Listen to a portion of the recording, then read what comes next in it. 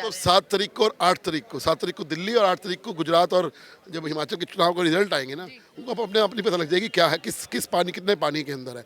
लेकिन दिल्ली की जनता हो चाहे गुजरात की जनता हो, मैं आज आपको चैनल पे साफ बोल रहा हूँ, हिमाचल में खाता नहीं खुलेगा, गुजरात में 1 या 2 सीटों से ऊपर नहीं आएंगी। आज मैं लिख के दे रहा हूँ आपको। एक तरफ एमसीडी चुनाव को लेकर सरगर्मियां तेज हैं, तमाम पार्टियां, बीजेपी हो या आम आदमी पार्टी, यही दमखम भर रही है कि इस बार एमसीडी में पार्टी बनाने वाले हैं। और एक तरफ अरविंद केजरीवाल की बात करें, जिनकी सरकार के ऊपर कई तरीके के भ्रष्टाचार के आरोप, और एक सामने बड़ी खबर सामने आ रही है कि एक बार फिर से आपको बता दें सत्येंद्र जैन की जमानत याचिका खारिज हो गई है। बड़ी खबर सामने आ रही है, यानी कि उन्हें कोई राहत नहीं मिली है, और इसी पर चर्चा करेंगे। हमारे साथ मौजूद हैं बीजेपी प्रवक्ता खुराना जी। सर, बहुत स्वागत है आपका। धन्यवाद, बहुत बहुत धन्यवाद, बहुत बहुत धन्यवाद। सर, क्या लगता है एमसीडी चुनाव को लेकर, एक तरफ अरविंद केजरीवाल कह रहे हैं कि मैं कट्टर ईमानदार हूं, और तमाम नेताओं पर इस तरीके के आरोप और जमानत याचिका खारिज कर दी गई, क्या कहें? जहाँ तक कट्टर ईमानदारी की इनकी सो कॉल्ड जो कस्में होती हैं कि हम कट्टर ईमानदार हैं, उसकी धज्जियाँ तो उड़ चुकी हैं।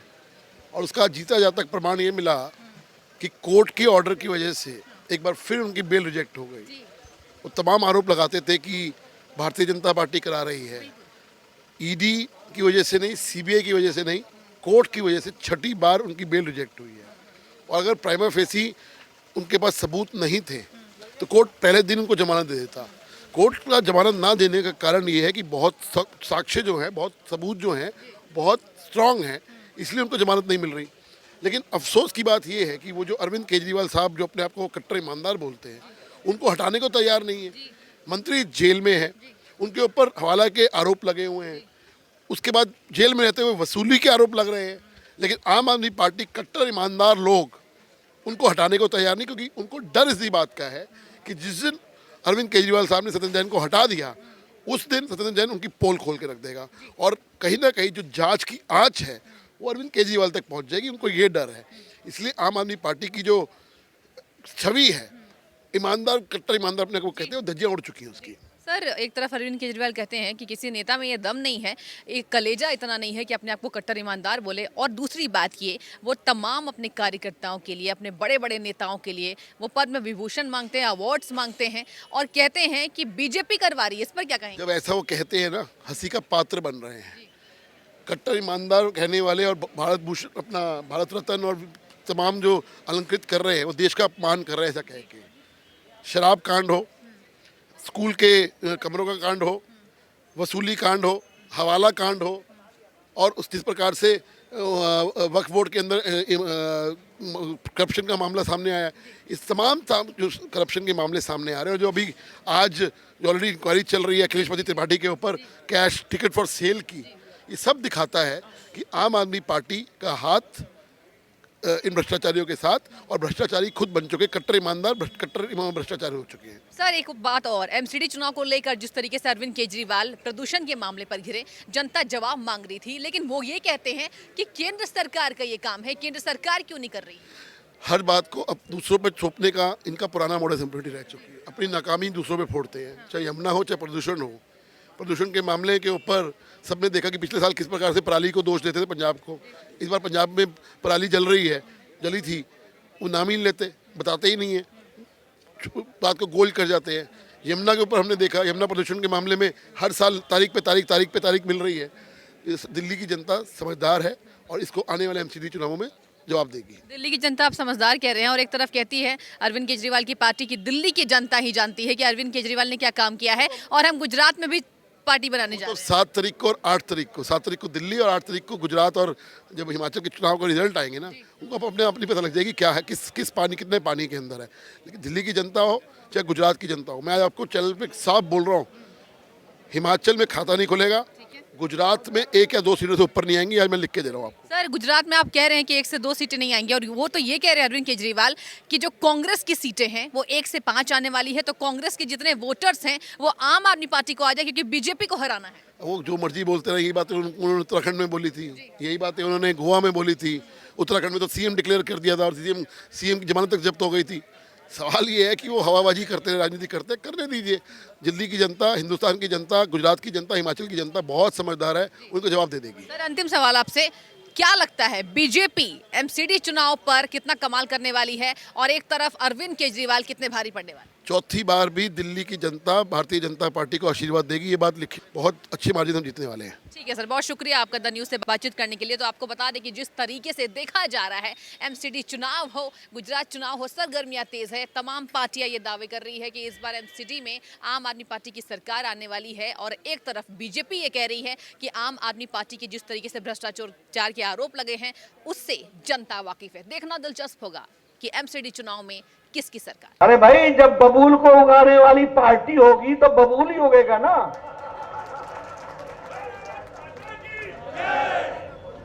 रोपे पेड़ बबूल का, आम कहां से होए। ये बबूल को लगाने वाले ही लोग तो थे। ये कांग्रेस पार्टी ने क्या किया सालों साल? भाई को भाई से लड़ाया, इलाके को इलाके से लड़ाया। जहां पानी चाहिए था वहां पानी नहीं दिया। जो विकास की यात्रा चलानी थी उसमें अटकाया, भटकाया, लटकाया। अब यह दीगर बात है कि खुद भी अटके हुए हैं, लटके हुए हैं और भटके हुए हैं। अब कांग्रेस पार्टी खुद अटक गई, खुद लटक गई, खुद भटक गई। एक समय था यूपीए की सरकार में जब नेशनल हाईवे दिन भर में 12 किलोमीटर बनते थे, आज दिन भर में 37 किलोमीटर नेशनल हाईवे बन रहा है। एक समय था जब रेलवे लाइन एक साल के अंदर 375 किलोमीटर बनती थी, आज 1458 किलोमीटर रेलवे लाइन बन रही है। रेलवे की लाइन लग रही है। विकास के नए आयाम लिखे जा रहे हैं। हर दृष्टि से इस काम को आगे बढ़ाने का काम पकड़ा है। और मैं ये भी कहना चाहूंगा, जिस बात के बारे में चर्चा रूपाला जी ने की है, ये नैनो यूरिया, अगर गुजरात का कोई बच्चा इसका पेटेंट लेता है तो इसको भी गुजरात की धरती में प्रारंभ करके एक किसान की दृष्टि से यूरिया जगत में एक क्रांति लाने वाला काम चल रहा है। इसको भी हमको समझना चाहिए। और प्रधानमंत्री मोदी जी खुद इस बात की चिंता कर रहे हैं कि किस तरीके से इसको खड़ा किया जाए। अरे भाई, जब बबूल को उगाने वाली पार्टी होगी तो बबूल ही उगेगा ना।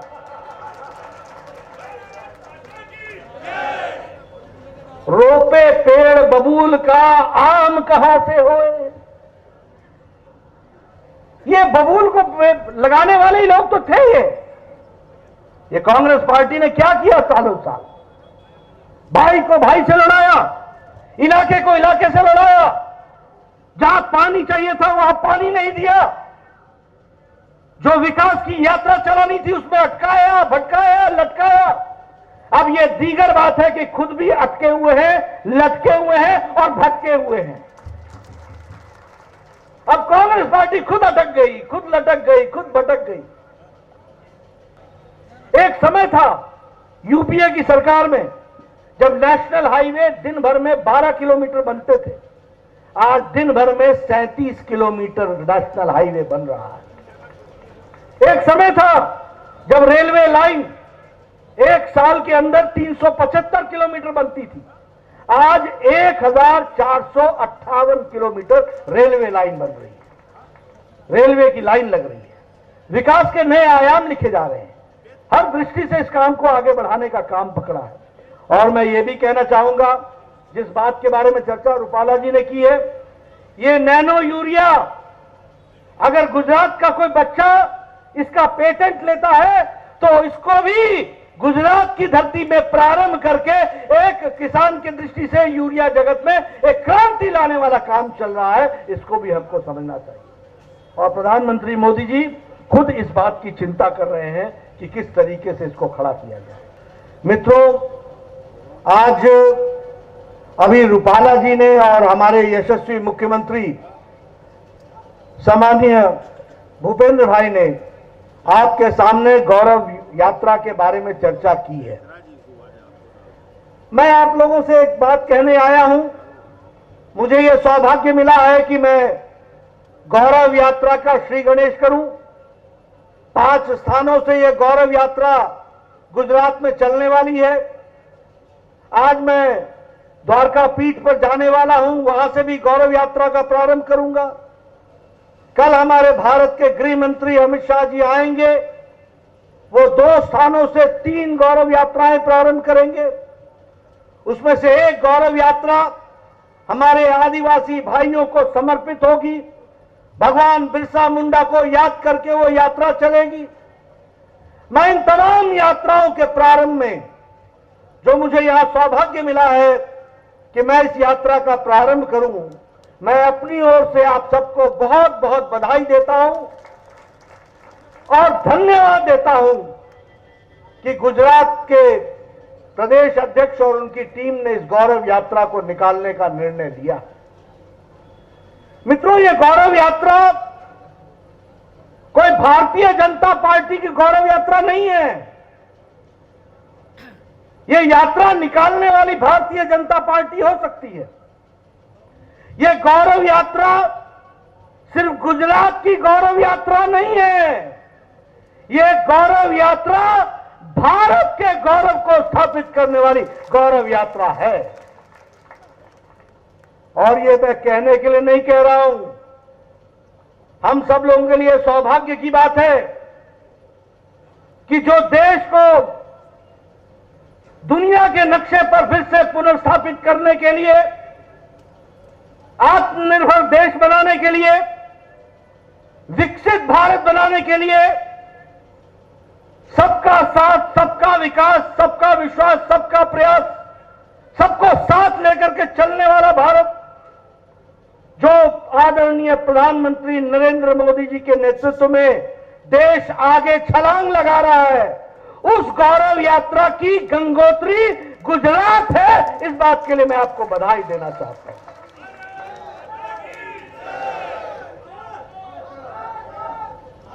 उसकी गंगोत्री है तो गुजरात है। गुजरात में बहुत संत दिए, गुजरात धार्मिक भूमि रही है। गुजरात में बहुत से सामाजिक सुधारक दिए, गुजरात में बहुत से नेता भी दिए। हम अगर बापू महात्मा गांधी जी को याद करें तो वो गुजरात की धरती ने दिया। अगर हम सरदार पटेल को याद करें, जिन्होंने भारत को एकता के सूत्र में बांध दिया, तो गुजरात की धरती को याद करेंगे। और भारत को आधुनिक भारत बनाते हुए दुनिया के नक्शे पर खड़ा करने का काम किया तो आदरणीय नरेंद्र भाई मोदी जी ने किया। यह भी हमको याद रखना चाहिए। इसलिए मित्रों, यह हमारा सौभाग्य है और इस सौभाग्य को ध्यान में रखते हुए यह भारतीय जनता पार्टी गौरव यात्रा निकाले, लेकिन गुजरात का एक एक व्यक्ति इस गौरव यात्रा से गौरवान्वित होना है। एक एक व्यक्ति को यह गौरव का पल के साथ अपने आप को शामिल करना है।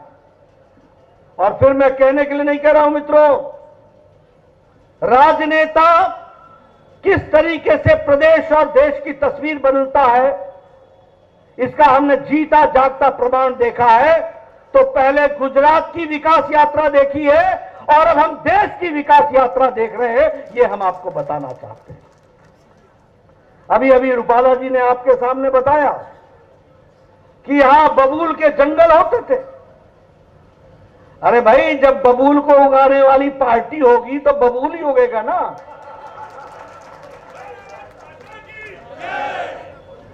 रोपे पेड़ बबूल का, आम कहां से होए। ये बबूल को लगाने वाले ही लोग तो थे। ये कांग्रेस पार्टी ने क्या किया सालों साल?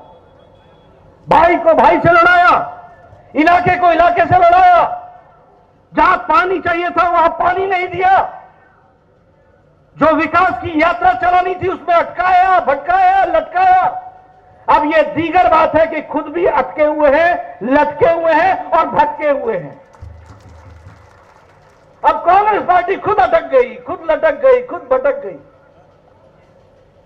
लेकिन आदरणीय रूपाला जी ने जो आपके सामने बात कही, ये नैनो, ये बात बहुत सही है। एक तरफ ममता जी ने नैनो को ना कह दी और एक तरफ हमारे मोदी जी ने कहा वेलकम टू गुजरात, गुजरात में आपका स्वागत है। ये गुजरात की धरती ने विकास के नए आयाम स्थापित किए। मुझे याद है जब नए नए मुख्यमंत्री बने थे आदरणीय मोदी जी, उनको मैं हिमाचल में स्वागत के लिए ले जा रहा था, वो दिल्ली एयरपोर्ट पर मिले थे। उस समय मोदी जी ने वहां उस दिग्विजय सिंह जो मध्य प्रदेश के मुख्यमंत्री थे उनको बुलाया था और उसी दिन सवेरे 8 बजे नर्मदा के पानी पर बातचीत करने की शुरुआत कर दी थी। यह मैं आपके सामने इसलिए बता रहा हूं कि शुरू से उनकी तलब थी कि हमारा गुजरात, जो कभी सरदार पटेल ने सोचा था कि हम इसको हरा भरा करेंगे, 2 साल नहीं बीते, 5 साल नहीं बीते, 3-3 दशक बीत गए, सुध नहीं ली, उसको रास्ता दिखाने का काम किया तो आदरणीय नरेंद्र भाई मोदी हमारे उस समय के मुख्यमंत्री और आज के प्रधानमंत्री जी ने किया। मित्रों, विकास की मैं बहुत सी कहानियां आपके सामने रख सकता हूं, लेकिन मैं आप लोगों को बताना चाहता हूं कि आप और हम बड़े खुशनसीब हैं कि आज नरेंद्र भाई मोदी हमारे देश के प्रधानमंत्री हैं। आज कोरोना की लड़ाई जिस तरीके से इस शताब्दी की सबसे बड़ी लड़ाई थी, आप अमेरिका की तस्वीर उठा के देखिए, आज भी आधे लोग आपको मास्क लगा के फिरते हुए दिखेंगे। आप यूरोप की तस्वीर उठा के देखिए, अभी भी आपको वहां पर लोग मास्क लगाए हुए दिखेंगे। आप अमेरिका की तस्वीर उठाइए, जो बाइडेन भी पहले मास्क उतारता है तब माइक पर बोलना शुरू करता है, लेकिन यहां आप लोग बड़े नजदीक नजदीक बैठे हैं और किसी के भी मुंह पर मास्क नहीं है। यह इसलिए हुआ है कि प्रधानमंत्री मोदी जी ने 217 crore double dose with booster हमारे को सुरक्षा कवच दिया है, तो 130 करोड़ की जनता उसमें से निकल करके आई है। वैक्सीन की बात करें, मैं बार बार इस बात को बोलता हूं, इस देश में 25 साल लग गए ट्यूबरक्लोसिस की दवा पहुंचने में, इस देश में 28 साल लग गए स्मॉल पॉक्स की दवा को पहुंचने में, इस देश में लगभग 25 से 30 साल लग गए पोलियो की दवा को पहुंचने में, इस देश में 100 साल लग गए जापानी बुखार की दवा को पहुंचने में। लेकिन मोदी जी ने इस देश में 9 महीने के अंदर 2-2 वैक्सीन बना करके दी और आप सबको सुरक्षित करने का काम किया। मित्रों, यह सरकार प्रोएक्टिव सरकार है, प्रो रिस्पॉन्सिबल सरकार है, प्रो रिस्पॉन्सिव सरकार है, लोगों के दुख दर्द को समझने वाली सरकार है। अभी आप देखिए, यूक्रेन में युद्ध हुआ, कोई देश था जिसने इस युद्ध को रुकवा करके अपने लोगों को लाने का प्रयास किया? कोई देश था? किसी देश ने भी इसकी कोशिश की? लेकिन हां, मैं गौरव के साथ कह सकता हूं कि जब यूक्रेन में युद्ध चल रहा था तो हमारे प्रधानमंत्री जी ने एक ही स्वर में पुतिन से बात की, दूसरे फोन से उन्होंने जेलेंस्की से बात की और युद्ध को रुकाया और 22,000 बच्चों को एक सप्ताह के अंदर वापस सुरक्षित घर पहुंचाया, जिसमें से 2,000 बच्चे गुजरात के भी थे। आज गौरव यात्रा इस बात के लिए निकलनी चाहिए कि हमारा प्रधानमंत्री ऐसा है जो देश को सुरक्षित रखता है। और उसी तरीके से जब मैं 22,000 बच्चों की बात कर रहा हूं तो मैं ये भी बताना चाहता हूं कि युद्ध को जब रुकवाया था तो दूसरे देश के बच्चे भी भारत का झंडा लेकर के वो भी तर गए थे, वो भी हमको याद रखना चाहिए। मित्रों, आज विकास की एक नई कहानी लिखी जा रही है। एक समय था यूपीए की सरकार में जब नेशनल हाईवे दिन भर में 12 किलोमीटर बनते थे, आज दिन भर में 37 किलोमीटर नेशनल हाईवे बन रहा है। एक समय था जब रेलवे लाइन एक साल के अंदर 375 किलोमीटर बनती थी, आज 1458 किलोमीटर रेलवे लाइन बन रही है। रेलवे की लाइन लग रही है। विकास के नए आयाम लिखे जा रहे हैं। हर दृष्टि से इस काम को आगे बढ़ाने का काम पकड़ा है। और मैं ये भी कहना चाहूंगा, जिस बात के बारे में चर्चा रूपाला जी ने की है, ये नैनो यूरिया, अगर गुजरात का कोई बच्चा इसका पेटेंट लेता है तो इसको भी गुजरात की धरती में प्रारंभ करके एक किसान की दृष्टि से यूरिया जगत में एक क्रांति लाने वाला काम चल रहा है। इसको भी हमको समझना चाहिए। और प्रधानमंत्री मोदी जी खुद इस बात की चिंता कर रहे हैं कि किस तरीके से इसको खड़ा किया जाए। एक समय में 27,000 करोड़ रुपए एग्रीकल्चर का बजट था, आज 1,24,000 करोड़ रुपए एग्रीकल्चर का बजट है। किसानों की दृष्टि से देखा जाए, आप बताइए किसान सम्मान निधि आपको मिल रही है कि नहीं मिल रही है? किसान सम्मान निधि मिल रही है कि नहीं मिल रही है? मित्रों, एक समय में एक प्रधानमंत्री कहता था कि मैं 1 रुपया भेजता हूं तो 50 पैसे पता नहीं किस हाथ में चिपक जाते हैं। 85 पैसा कहां चिपक जाता है।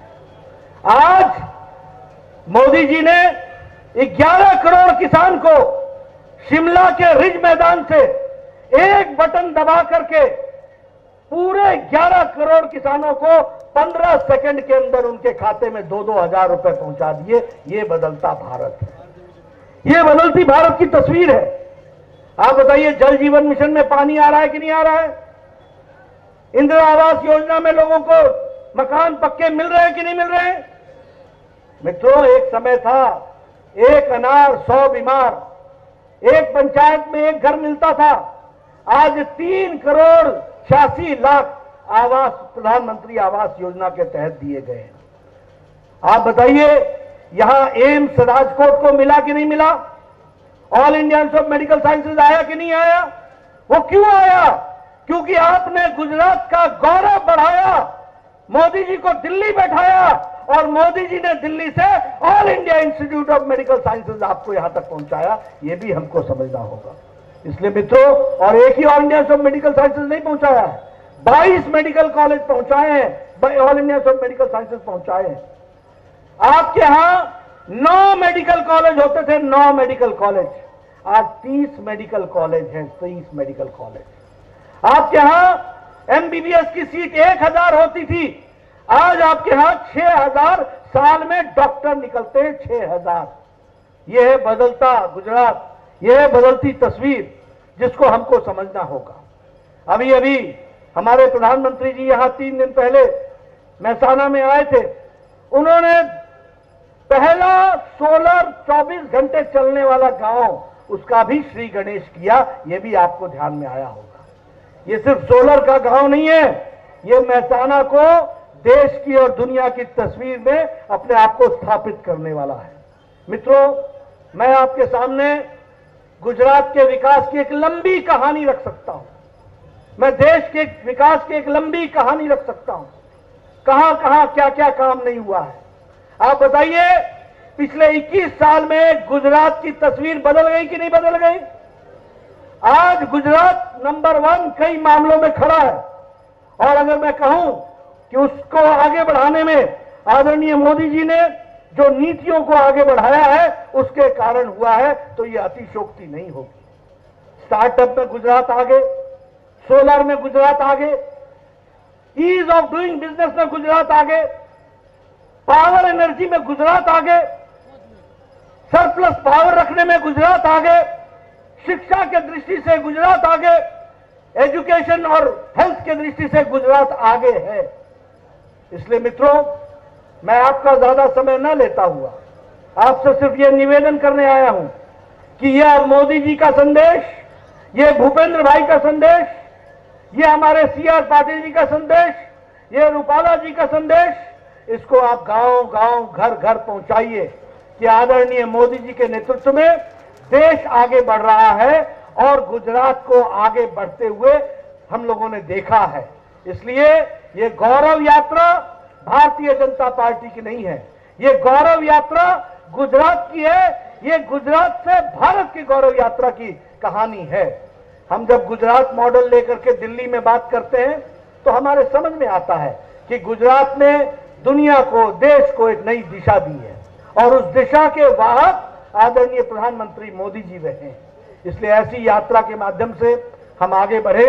इन्हीं शब्दों के साथ मैं अपनी बात को समाप्त करता हूं और गौरव यात्रा का प्रारंभ करता हूं। बहुत बहुत धन्यवाद।